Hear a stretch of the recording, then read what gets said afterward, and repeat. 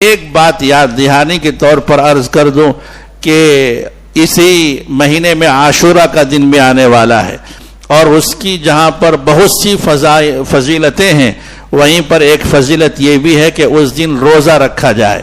اور یہ روزہ واجب اور فرض نہیں ہے، نفل روزہ ہے، لیکن آپ صلی اللہ علیہ وسلم اس روزے کا اہتمام فرمایا کرتے تھے. جب آپ مدینہ طیبہ ہجرت فرما کر گئے تو وہاں پر دیکھا کہ یہود مدینہ روزہ رکھے ہوئے ہیں.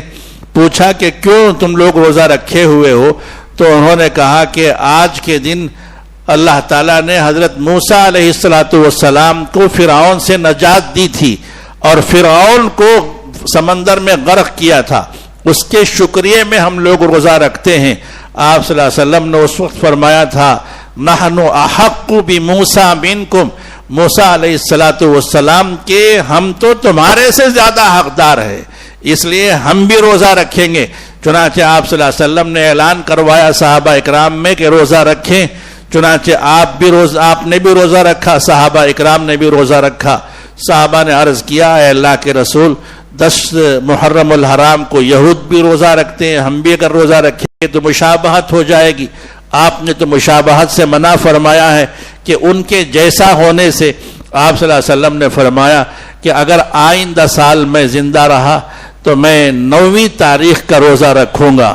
چنانچہ آپ صلی اللہ علیہ وسلم اس کے بعد کے سال آپ حیات نہیں رہے، دنیا سے پردہ فرما گئے.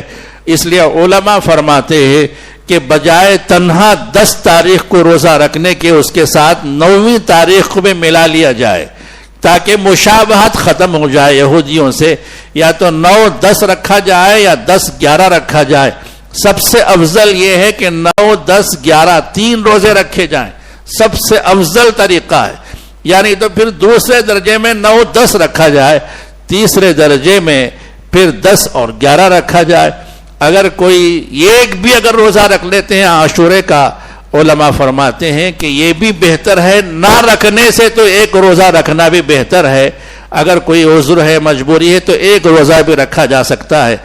چونکہ آئندہ جمعہ 9ویں تاریخ ہے، اس لیے بات میں نے عرض کر دی کہ آئندہ جمعہ 9ویں تاریخ ہے، تو جو لوگ 9 10 رکھنا چاہتے ہیں وہ آئندہ جمعہ اور ہفتہ رکھیں گے، اور جو 10 اور 11 رکھنا چاہتے ہیں وہ ہفتہ اور اتوار رکھیں گے. بہتر یہ ہے کہ جمعہ ہفتہ اتوار 3 رکھیں، یا دوسرے درجے میں جمعہ اور ہفتہ رکھیں، یا جمعہ اور ہفتہ، یا نہیں تو ہفتہ اور اتوار رکھیں، یا کم سے کم ہفتے کا تو روزہ ضرور رکھیں. اس کا خیال رکھیں. اللہ تعالی ہم سب کو عمل کی توفیق عطا فرمائے. محرم الحرام کا جو صحیح پیغام ہے وہ پیغام اللہ تعالی ہم کو سمجھائے، اور اس میں جو ہدایات پوشیدہ ہیں اللہ تعالیٰ وہ ساری ہدایات ہمیں عطا فرمائے. آمین. وآخر دعوانا ان الحمدللہ.